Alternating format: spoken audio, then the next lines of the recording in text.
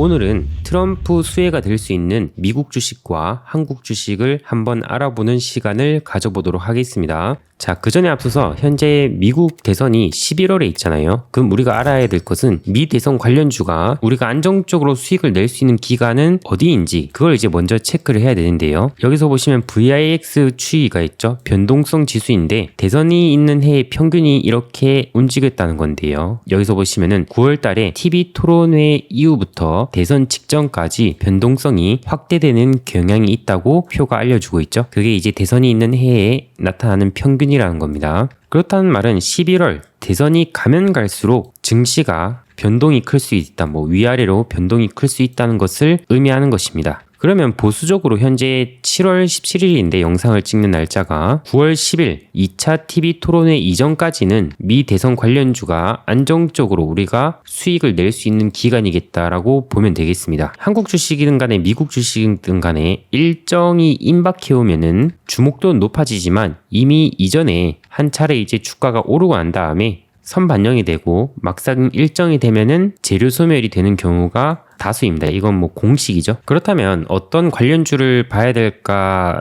보았을 때 트럼프의 현재 당선 확률이 계속해서 높아지고 있습니다. 최근에 이제 트럼프가 피격을 당했는데 그 이후로 당선 확률이 더 높아졌죠. 반면 바이든 같은 경우에서도 소폭 올랐지만 여전히 하향 추세죠. 그래서 바이든은 이제 고령 이슈가 굉장히 크다 보니까 건강 문제 악화로 지지율이 떨어지고 있고 트럼프는 그에 반면에 건강하고 오히려 총을 귀에 맞았지만 또 빠르게 회복하는 모습을 보이면서 또 상대적인 스트롱맨 이미지를 또 선보이고 있죠. 근데 이제 미국 대선에서 보면은 건강 문제가 대두가 되었던 게 한두 번이 아닙니다. 과거 레이건이 재선을 할 때 TV 토론에서 머뭇거리면서 말을 잇지 못했는데 이후 건강 문제가 불거졌는데요. 근데 그때 레이건이 이렇게 받아치면서 사람들의 마음을 훔쳤는데요. 나는 상대 후보의 젊음과 경험 부족을 정치 문제로 삼지 않겠다라고 이제 얘기를 했죠. 그러자 다시 여론이 이제 레이건으로 돌아갔던 그런 역사가 있었습니다. 하지만 지금은 이 사진을 보시면 아시겠지만 총을 맞았는데도 불구하고 주먹을 불끈쥐면서 트럼프의 퍼포먼스가 더욱더 이제 강렬하고 자극적이고 확실하기 때문에 계속해서 트럼프의 당선 확률이 높아지고 있습니다. 그래서 이미 시장에서는 트럼프가 차기 대통령이라는 인식이 높아지고 있어요. 그렇다면 이게 증시에서는 어떠한 영향을 미칠까요? 오히려 대선이 다가오면 다가올수록 트럼프가 계속 우세한 상황이 있으면은 미국 대선 관련주들은 먼저 선 반영이 되는 게 훨씬 더 많을 것이기 때문에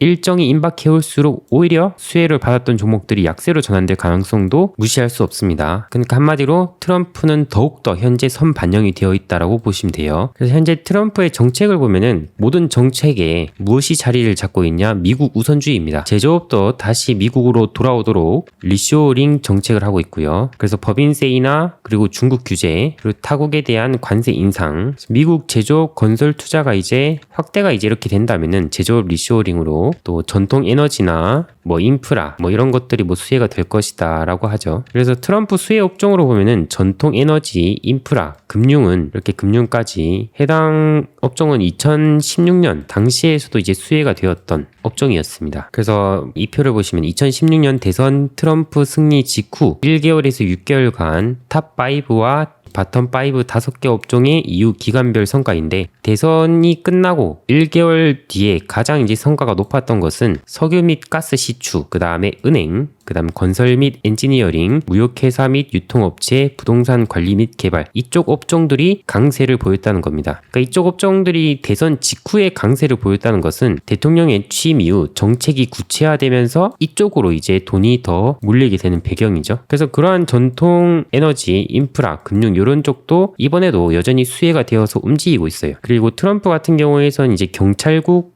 을 자처하는 게 아니라 자국 보호주의로 가고 있죠. 그래서 러시아 우크라이나 전쟁을 빠르게 끝내고 그래서 미국이 부담하는 금액을 최대한 낮추려고 하고 있고요. 그다음 나토 지원 축소, 주한 미군 철수, 그리고 미국 외 국가들한테 방위비를 증액하는 이런 정책으로 가고 있습니다. 그래서 여기서 보시면 전쟁이 종전이 되면은 이제 뭐 방산주 수혜가 안 되는 거 아니냐 생각할 수 있는데 이렇게 미국이 우선주의로 가면 갈수록 세계에서는 긴장감이 더 높아지게 됩니다. 그간 보호를 받고 있던 대만, 한국, 뭐 그리고 그 외 국가들 그리고 나토의 지원 축소까지 들어가게 되면은 각 국가들마다 자기들을 보호하기 위해서 방산에 대해서 수요가 높아질 수 있는 면도 있을 거라 생각됩니다. 그래서 금융주를 보시면은 금융 규제 완화로서 또 이제 금융주가 또 수혜가 받는 면들이 있습니다. 그리고 트럼프 같은 경우에서는 이제 가상화폐에 대해서 또 친화적인 모습을 보이고 있기 때문에 비트코인이 또 움직이고 있고요. 그다음 테슬라 같은 경우에서는 트럼프한테 월에 한 뭐 700억씩 또 지원을 하겠다. 대선 자금으로 쓰는 용도로 지원을 하겠다 했죠. 그래서 이런 것들이 트럼프 수혜 업종이라고 보시면 되겠습니다. 그래서 현재 미국 시장의 반응을 보면은 첫 번째 중소형주가 상승을 하고 있어요. 러셀 지수가 강하게 오르고 있는데요. 근데 2016년 대선 직후에서도 중소형주들이 아웃퍼폼이 크게 나왔습니다. 16년 10월 달이었는데 이때 이후로 보시면 러셀 지수가 계속 높아지고 있죠. 그 배경에서는 일단 트럼프 같은 경우에서는 감세를 추진하고 있기 때문에 기업들 입장에서는 수익성이 향상이 되죠. 그리고 인프라 투자를 하고 있기 때문에 이 부분도 이제 기업들에게 친화적이죠. 그리고 러셀 지수 같은 경우에서는 내수 종목이 다수라서 트럼프의 미국 우선주의로 가게 되면은 내수 종목이 또 수혜를 받는 모습을 또 선보입니다. 2016년 이후에서도 이렇게 움직였던 것처럼. 그리고 현재 다우 지수도 상승이 나오고 있는데요. 전통 에너지, 금융, 산업주들, 방금 말씀드렸던 트럼프 즉 수혜 업종이죠. 이런 것들이 다우 지수에서도 이제 직접적으로 반영이 되고 있습니다. 그래서 에너지 쪽에서는 뭐 엑슨모빌도 있고 금융 쪽에서는 뭐 JP모건, 골드만삭스 이런 것도 있고요. 산업 쪽에서는 뭐 보잉 이런 것들이 있죠. 캐터필러랑 그러니까 이런 기업들이 이제 좀 강세를 보이면서 다우 지수도 함께 오르는 상황이라고 보시면 되겠습니다. 그렇다면은 트럼프 수혜주로서 볼 수 있는 종목이 뭐가 있는지 한번 본다면은 우리 서학개미 분들한테는 좀 매운맛의 트럼프 ETF로 또 살펴볼 수 있는 게 있는데요. 이렇게 매운맛으로 보는 이유는 좀 전에 말씀드렸다시피 11월 대선 전에 이미 선반영의 움직임으로 더 강하게 움직이고 있죠. 트럼프의 총격 필습 이후로서. 그렇기 때문에 8월 전후로서 우리가 디데이를 만약에 보수적으로 잡고 간다면은 단기적인 관점에서 레버리지를 활용하는 것도 하나의 방법이 될 수 있습니다. 그래서 아까 말씀드렸던 다우지수, 러셀, 뭐 은행주, 전통에너지 이런 업종의 3배 레버리지를 더할 수 있는 ETF들이 있습니다. 이미 좀 올라서 이걸 어떻게 잡아야 되냐 얘기하실 수 있는데 제가 한번 차트를 보고 말씀드린다면은 UDOW라는 다우존스 3배 레버리지를 보시면은 오늘 날짜에서 이렇게 5% 이상의 상승이 나왔죠. 근데 주가 위치를 보시면은 어때요, 여러분들? 여기 이러한 저항을 이렇게 저항이 있는 곳을 강하게 돌파를 하는 시점입니다. 그래서 저항을 돌파하는 시점이라고 보시면 되겠고 일봉상에서 그리고 주봉상에서도 보시면은 이러한 저항대 있죠. 저항을 강력하게 돌파하는 시점입니다. 이렇게 저항을 돌파하는 구간은 또 새로운 시작이 될 수 있는 구간인데요. 근데 이제 지금 자리에서 보면은 이격이 좀 가파르게 높아지고 있죠. 그럼 나는 좀 보수적으로 잡고 싶다 하시면은 이 전고점 구간에 눌림목이 나올 때 우리가 또 관심을 가지면 됩니다. 뭐 이대로 다우존스가 수익 상승하라는 것은 조금 어려운 일이죠. 그래서 여기서 보시면은 이 패턴의 특징을 보시면은 2주 정도 상승이 나왔다가 한 번씩 터는 패턴이 있죠. 이렇게 상승이 나왔다가 터는 패턴들. 이번에서도 터는 패턴이 만약에 나온다면은 이 전고점 구간 85달러 이 밑으로 만약에 터는 패턴이 나온다면은 약간의 좀 줍줍 기회로 잡고 만약에 보신다면은 다시금 트럼프 이슈에 따라서 또 반등이 나올 수 있는 부분이 있을 수 있겠다라고 우리가 또 생각을 해볼 수 있습니다. 저만의 시나리오니까 여러분들이 참고하시려면 또 참고하시면 되고요. TNA라는 러셀 2003배 레버리지가 있습니다. 해당 ETF도 보시면은 이러한 계속해서 저항받던 구간이 있죠. 이게 한 1년 넘게 저항받던 구간이 있죠. 요것을 돌파를 했습니다. 이번에. 그리고 여기서 보시면은 120주선 라인대인데 제시리 부모가 보시면은 120주선, 요런 이제 주봉 라인을 돌파할 때, 요런 또 전고점을 돌파할 때, 이런 구간들을 또 중요하게 생각을 했죠. 그래서 어떻게 보면 지금 좀 바닥권에서 다시금 돌아서려고 하는 움직임을 보이고 있습니다. 근데 이것도 마찬가지로 여기서 잡으면은 좀 위험할 수 있으니 약간 이렇게 눌림목이 나올 때 전고점 지지를 활용해서 좀 살펴보는 것도 하나의 방법이 되지 않을까 생각을 합니다. 그 다음에는 BNKU, 뭐 미국 은행주 3배 레버리지 이런 것들도 있고요. 요것도 보시면 보시면은 기술적인 특징이 20주선을 계속 타고 올라가고 있죠. 이러한 특징을 이제 응용해서 만약에 눌림목이 나올 때도 또 재차 활용할 수 있는 부분들을 삼아 볼 수 있고요. 그다음 ERX라는 또 에너지, 미국 에너지 3배 ETF도 보시면은 이 종목 같은 경우에선 여기 이러한 저항대를 좀 완벽하게 돌파한 건 아니고요. 기술적인 타이밍을 보시면 이렇게 20주선을 돌파하는 시점, 20주선을 돌파한 시점, 20주선을 돌파한 시점이 어떻게 보면 좀 타이밍이 될 수 있습니다. 그래서 여기를 오히려 돌파할 때 이런 고점 돌파 기대감으로 한 차례 또 살펴볼 수 있는 면도 있겠다라고 우리가 볼 수 있겠습니다. 그래서 어떻게 보면 이러한 것들이 뭐 망할 건 아니죠. 뭐 한국 주식이 뭐 계잡주처럼 뭐 상폐가 된다거나 상폐가 되기 직전에 뭐 세력들이 한바탕 하려고 뭐 뉴스를 붙여서 올리는 그러한 것들이 아니라 다우 지수는 정말 이제 튼튼한 미국 주식들을 모아서 만든 것에 거기다가 이제 변동성을 더한 거죠. 그래서 어떻게 보면 오히려 안전하게 단기 매매를 또 할 수 있는 방법이지 않을까 개인적으로 생각을 하고요. 그 외로 이제 뭐 주식 쪽으로 보면은 미국 수혜 테마 주식으로 보면은 뭐 트럼프 뭐 SNS와 관련된 뭐 기업들, 그래서 DJT가 보면 트럼프 미디어 앤 테크놀로지 그룹인데 트루스 소셜을 운영하고 있다고 합니다. 뭐 이거가 이제 실제로 많이 올랐죠. DJT.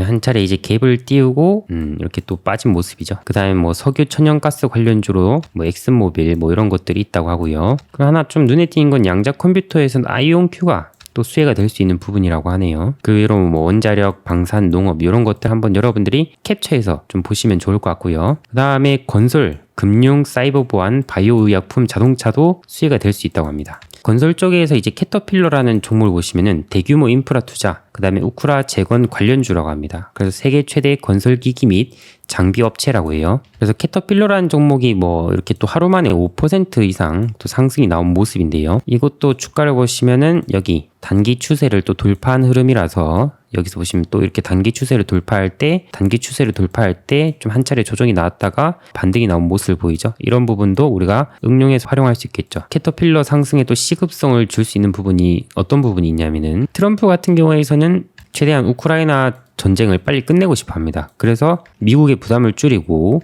중국을 공격하려고 하죠. 그러한 기조가 이제 빨라지면 빨라질수록 재건에 대한 기대감도 커질 수가 있겠죠. 그리고 금융 쪽에서는 뭐 최근에 골드만삭스가 좀 실적이 잘 나왔다고 해가지고 또 강세를 보였죠. 계속 이렇게 날아가고 있는데 이렇게 날아가면은 다우존스에서도 이제 긍정적인 흐름을 보일 수 있는 거죠. 그래서 난 뭐 건설이나 뭐 금융, 뭐 인프라, 뭐 에너지 쪽에서도 어디가 날아갈지 모르겠다 하면 그러한 섹터들 중 대장주가 포함된 이제 다우지수 3배 레버리지를 또 활용할 수 있는 방법이 되겠죠. 그 외로 바이오 쪽에서는 일라이릴리가 최근에 비만약으로 또 한 차례 인기를 끌었죠. 이런 종목들 여러분들 또 한번 캡처하시고 살펴보면 좋을 것 같고요. 그 다음 한국 주식에서도 보시면은 연관된 종목이 또 테마주로 움직이고 있습니다. 최근 시장에서 가장 강하게 움직였던 게 재건, 가상화폐, 전력, 방산 이쪽인데요. 재건주로는 SY스틸텍이 현재 대장 역할을 하고 있고요.